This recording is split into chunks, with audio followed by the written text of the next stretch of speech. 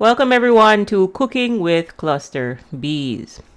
Today, we're diving into a classic dish that has been simmering in dysfunctional families for generations.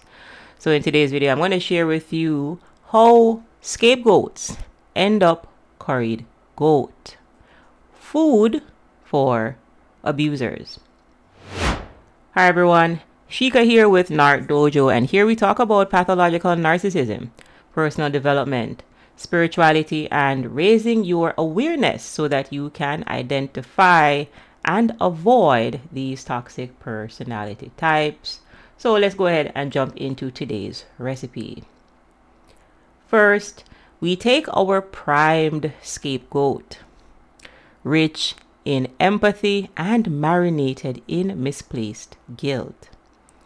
You see, this one has been tenderized by years of gaslighting and seasoned with self-doubt. Next, we'll add a dash of blame, a sprinkle of projection, and a heaping spoonful of emotional labor. Stir until the scapegoat is thoroughly confused and questioning their reality. Let it stew in family drama until it's nice and compliant. Remember, the longer it simmers, the more flavor the narcissist can extract. Wow. Let's go ahead and take a taste. Tastes like unresolved trauma with a hint of betrayal. You see, people, if you grew up in a narcissistic dysfunctional family system, you were groomed to tolerate abuse. Because in a narcissistic dysfunctional family system, the children are there to meet the parents' needs. So your needs are not going to be met. What it is that you are being tenderized for abusers, for users, for people to take advantage of you. So know that if you're watching this video or listening to this audio, then you were most likely groomed to be in the scapegoat, lost child, or surrogate parent role.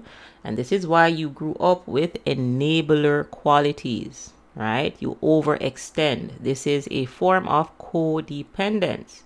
So know that enablers, overextenders, overgivers attract takers. So they attract narcissists. And this is the cycle that we must break. Because if you are a scapegoat, know that you are en route to be curried goat. You are food for abusers. They will weaponize your empathy. They will take your kindness for weakness. Because if you're dealing with an abuser, then you're dealing with someone that is stuck in victim-abuser consciousness. You can only have a victim-abuser type of dynamic with a pathological narcissist. They want to consume you. You are fuel. You are food. You are there to be used and manipulated and discarded when they are done with you.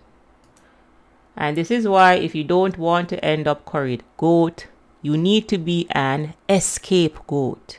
You need to be an escape goat. You need to escape. You need to break away from these dysfunctional personality types. And you do this by getting the courage to walk away. Get the courage to walk away and stay away. Do not be food for abusers.